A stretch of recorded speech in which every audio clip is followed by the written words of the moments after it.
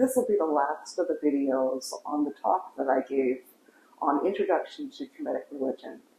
Today we're going to cover Heka, the ancient Egyptian magic, and the Akhu, the Blessed Dead. So, let's get in there. So Heka is usually translated as magic. That's not an entirely accurate description because the ancient Egyptians didn't really differentiate between magic and religion. That is a modern construct. And it's easy to see why if you look at how much magical activity is present in Egyptian rituals. It's basically the same kinds of principles, just applied maybe to different aims. So maybe a religious ritual, quote unquote, would apply Heka towards securing the benevolence of the nature towards the community and reestablishing Ma'at, whereas a personal Heka practice might focus on a person's health or protection or prosperity. And it shares, there are some aspects which are unique to Egyptian Heka, and there are some which are shared with other cultures. So anybody who has worked with a puppet or a voodoo doll might recognize the lady on the left there. Is she? No, she's on the right. My bad, I am backwards. So, but that is actually a love spell, believe it or not. This is perhaps why some people feel that love spells are unethical. But the person who did this spell wanted this person to have absolutely no peace until she accepted his overtures, which is a little creepy. But that is Heka. It is a neutral force which can be applied towards good or ill. I encourage everyone to observe Ma'at in all things. So Heka, the god, who is the first of the gods in that trio that is holding the knives on the left, he's the one he's in front. He has the hindquarters of a lion on a standard on his head, because the hindquarters of the lion is the most powerful part of the lion. He is often depicted traveling with two other gods named Hu. That is Hu behind Heka, and Sia, who is behind Hu. Hu translates into authoritative utterance, and Sia means divine perception. So, in essence, you can say that knowledge and authority are the companions of magic. Being able to speak as an authority comes from knowledge and experience. Experience comes with time, but the knowledge part is something that we can start on right now. And if you are interested, I have some resources for Heka in that information packet that I handed out. So Sia is the ability to see something and understand it for what it really is. Its nature, its potential, and the implications of those two things. Once you have it, you can apply that insight towards magical effect. I might give another talk on Heka later. The Akhu. The Akhu are blessed dead. One of their main symbols is this 5-pointed star that's in the upper left. Akhu is the plural form of Ak, which can mean two things. It can be translated either as shining, as in the stars, because one of the early afterlife beliefs of the ancient Egyptians was that the blessed dead would ascend and become a star in the sky. or it can mean effective, and that refers to their ability to use Heka and also their ability to intervene on our behalf in advocating with the gods. The ancient Egyptians would usually approach them first, actually, for mundane requests. People were more likely to have close personal relationships with the blessed dead that they knew in life. And those people, especially if they were related to you, I guess, or maybe if they were like really good friends or teachers, they had a more personal stake in you. And also, they were human and they understood human troubles better. Um, Necheru have never had to pay rent, but my Akhu have. And so I feel like they understand where I'm coming from a little bit more if I need help in that area. So as I said earlier, this is not the same as ancestors. It can also include friends, teachers, adopted family, and I also include my pets. I did this before I found out about this, but validation after the fact is always welcome. This is a sarcophagus which belongs to a cat named Tamiu, uh, who lived with the Crown Prince Jihimose, Thutmose, and she is depicted on the sides of her sarcophagus in scenes that are very similar to human funerary scenes. This is a banquet offering scene. She's wearing a snazzy scarf, and she has an entire goose on her offering table there, and also some flowers. I don't know. Maybe she likes flowers. And I think there's some beer on there too. I don't know. But nevertheless, she will enjoy that goose.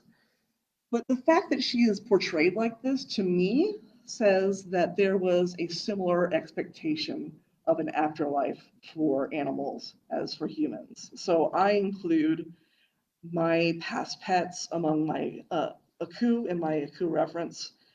Um, I do have two different sets of dishes because I don't see my grandfather wanting to share a cup with my childhood Labrador.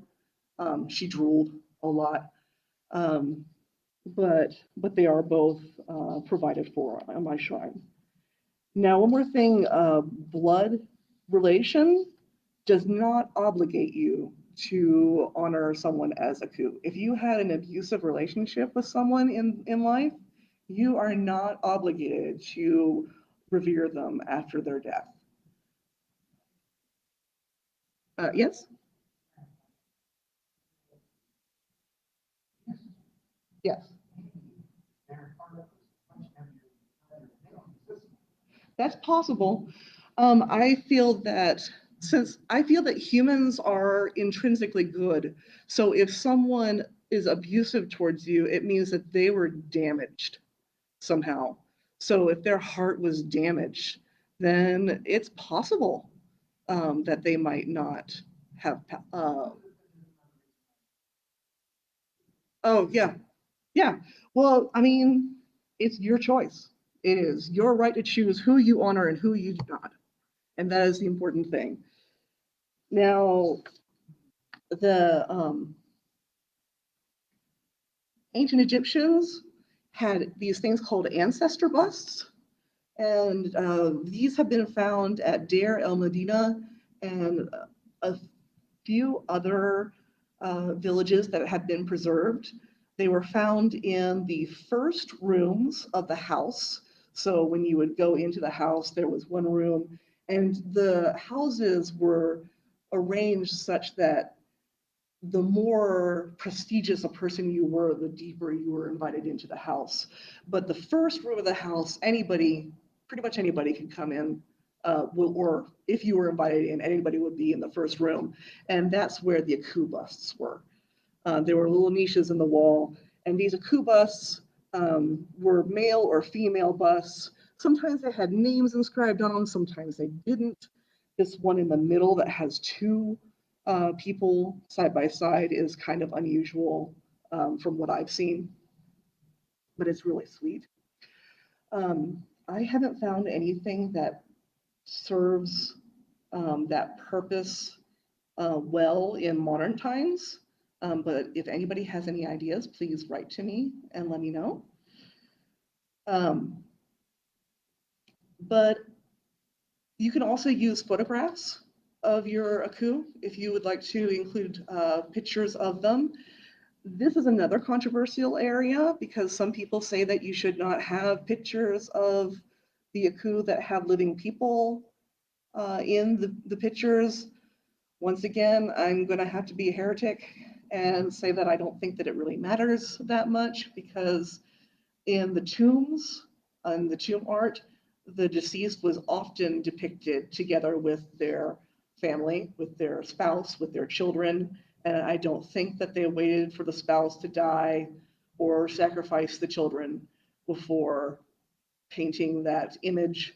So they clearly didn't feel that that was going to be dangerous for them.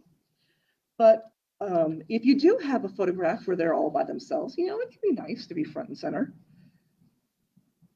The Akhu can be given offerings. Bread and or water are good. You can give them some of their favorite foods from life. I have this, which I call my eternal banquet. This is not ancient Egyptian practice, but it was inspired by the food models that were sometimes put in ancient Egyptian tombs to ensure that the ka of the deceased would have access to food even after food offerings stopped coming. And so basically, it's a dollhouse diorama. I have various types of food offerings here, including a bagel and lox, which is something that Richard Reedy and I used to do. We would go out for bagels and lox all the time and talk about Kemetic stuff. But I had that actually custom made. And it was so sweet. I told the lady about how we used to go out and I described the bagels that we used to have, and she made one just like the kind that we used to have.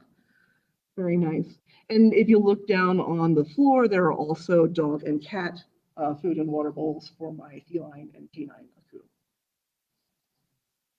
And also to the left and right on the back, there are two glasses, the two separate glasses for my animal and my human animal Akhu.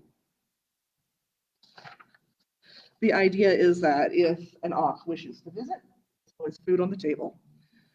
The last case is just to keep it clean, but I like that it's in the shape of a home. And I tried to keep the style of the furniture and everything to be fairly modern because my my Akhu did not come from ancient Egypt, and I wanted it to be something that was accessible to them. But I did include some Egyptian elements because I think that Richard and another Kemetic Akh, Matt, would really get a kick out of it. And that is the end of my presentation. Does anybody have any questions?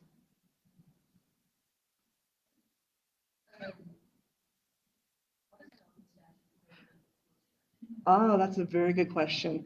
So an open statue is a statue that has been magically activated to be a living thing.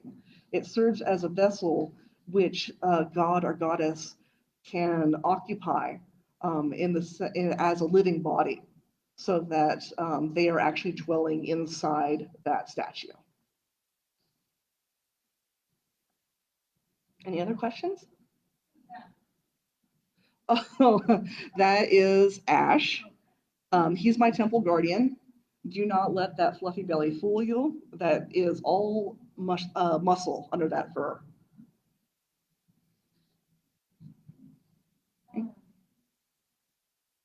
So one that I mentioned to you before,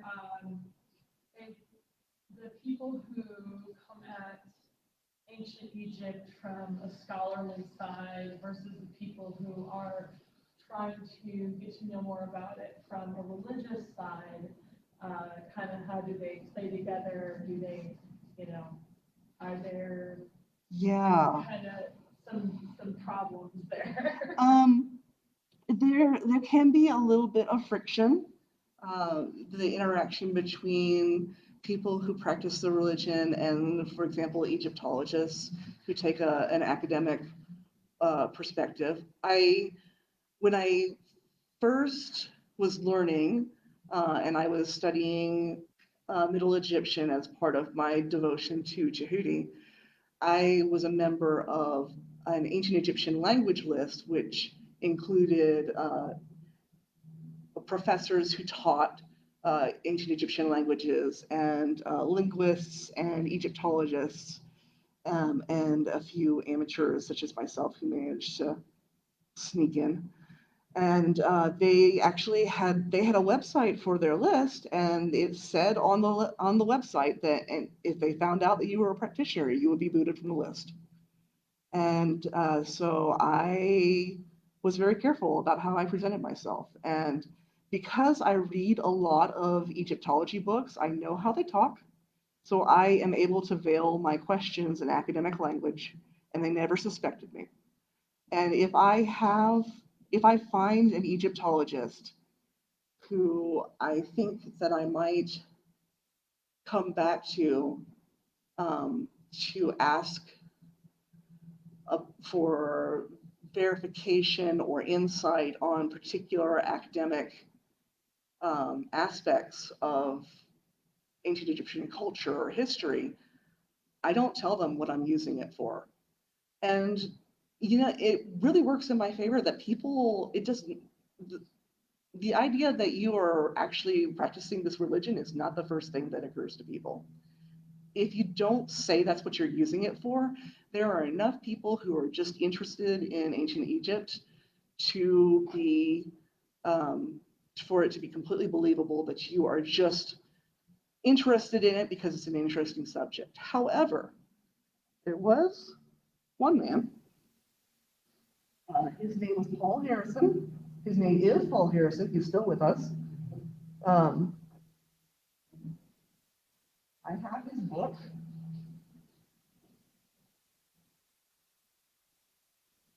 Somewhere. Are they all here?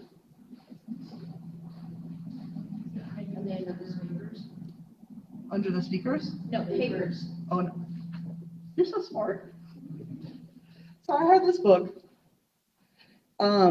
It's by Paul Harrison.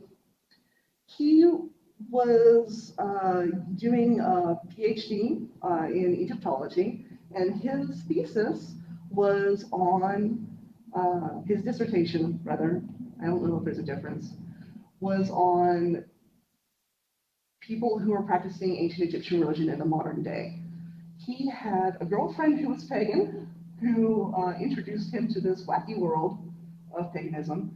And when he found out about Kemetics, he was interested because there is this branch of Egyptology called experimental Egyptology, where they actually try to reproduce crafts in ancient Egypt using the tools that they had in ancient Egypt. And they do that to try to get an insight into the production process and test theories and all that. And he thought, these people are essentially doing that, but with religion. And if we could get over the stigma against practitioners, maybe we could learn something from each other. And so that was what his thesis was on. And I'm quoted in this book. I also, I told Richard about this thesis that he was doing too, and put them in contact. And he's also in this book. In fact, there's an entire chapter that's on our temples. The Temple of Ra and the Kemetic Temple of San Jose. If you'd like to read it, I will be happy to loan it to you. But it's called Profane Egyptologists, and it is now published and available on Amazon and wherever you like to buy your books. But he was very open and kind. He lives in the UK, and he actually flew all the way out here and attended one of our rituals. He participated. It was adorable. His girlfriend taught him about energy, and he was worried that he was going to mess up our ritual energy because he wasn't Kemetic. And we were like, no, It'll be fine. And he was. He did a great job. He was very respectful. It was wonderful having him there. And he also did an interview with Matt and myself. And I can link to the interview on the booth page. Yeah, please. Yeah. But so there are some who are open, and I have heard there are a few Egyptologists that I have said, hey, this is what I am, this is what I'm doing. Every now and then I put it out there just to kind of stick my toe in the water and be like, are we still doing this? But I have heard from some of these people that there are a few Egyptologists who will, for example, get up early on their digs, at their dig sites and pray to Ra for a successful day of work. But they kind of keep it on the down low because it is the sort of thing that they can be ostracized for within the rest of the Egyptologists. And I don't think it's not that Egyptologists don't respect the religion. I think what it is, and this is my personal theory again, but I think it's a fear of a lack of objectivity. If you start practicing the religion, then maybe you'll become attached to your version of it, and maybe you'll discover some text or artifact which sheds new light on the historical practice, but it contradicts what this part of the religion that you've come to love, and so maybe you would be less inclined to accept it, maybe you'd be less inclined to publish it, maybe you'd be less inclined to interpret it that way, and that could compromise your academic integrity, and so they just like, I don't want to touch that with a 10-foot pole, and so they ostracize anybody who starts engaging a little too personally with material, which is sad. Good question. Any other questions? What's that? Earlier. Heretic King. Tell us about the Heretic King. Oh, the Heretic King. Oh, yeah, that's Akhenaten. He, a lot of people think that he introduced monotheism. A lot of people idolize him for that. Actually, what he practiced was not monotheism. It was either henotheism or monolatry.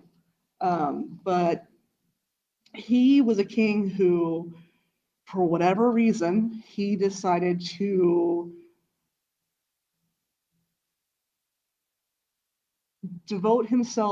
not only devote himself entirely to the Aten, which it wasn't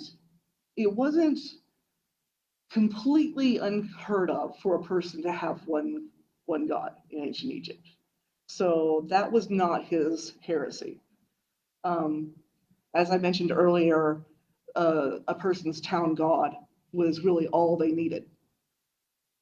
But what his heresy was that he tried to force that belief on everyone else. So he started shutting down the temples of other gods. And as I mentioned before, with the temples being the life's blood, the economic hub of those communities, he shut down those temples and he carved that heart out of those communities. And that is perhaps why his reign was characterized by so much famine and struggle by the common people. But yeah, he killed the priests of some of the more powerful sects. He not only wanted people to honor the Aten, he felt that he was the only one who should be able to worship the Aten and everybody else should worship him. So, I know. It's a little problematic. But despite all of that, I feel a little sorry for him because he was never supposed to be king. his older brother was supposed to be king, and his older brother died. And his older brother, this is how it plays out in my mind at least. His older brother had been groomed to be king from birth, and Akhenaten was supposed to be a priest. And if he had been allowed to do that, I think that he would have been a fantastic priest, because he could have been in the temple, whatever god he was assigned to or chose or whatever, addressing that god as a supreme deity without the power to force it on anybody else, to his heart's content. He wrote some beautiful hymns. He was very sincere in his worship. He just never should have had power. And if his older brother had lived and become king and he had become a priest instead, I think everything would have worked out just fine.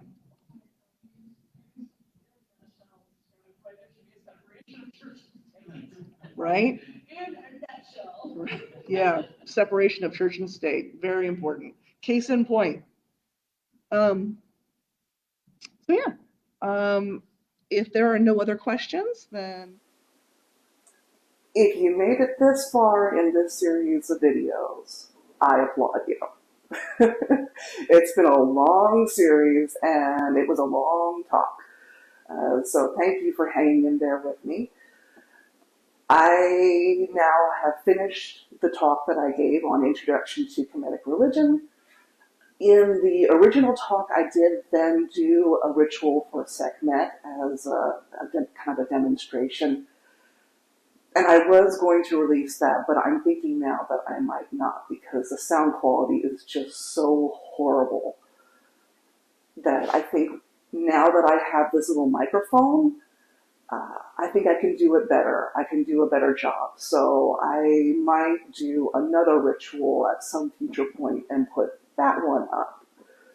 But for now, that's what I got. Since we did talk about the Akhu, I'm going to show you my Akhu shrine real quick. Let me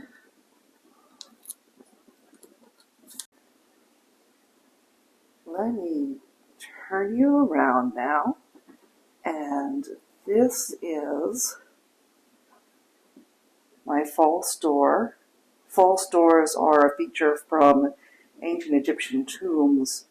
They would allow the Akhu to come through and accept their offerings. This is not by any means a necessary piece of equipment for a modern Kemetic practitioners. I just liked it. I saw somebody who had one and I liked it and I wanted one, so I commissioned the door from a pagan woodworker. I'll put his information down in the details below. And then I painted it, and I put an offering prayer on the door, and there's a little stairway here for them to come down. And right up here, behind these closed doors, are the names of my Akhu. I'll keep them closed for now. And this here, this is my eternal banquet. It is an offering of food that is always fresh, always available. In case one of my Akhu decide to come around, there's always food on the table.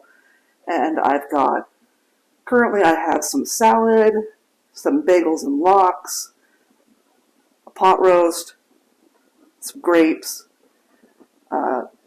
The vase and cups there could be any kind of drink they wanted. I'm going to say water or wine. And there's a cake on the shelf there, some more plates in case we need them. In this corner I have dog food and water for my canine Akhu. And in this corner I have cat food and water for my feline Akhu.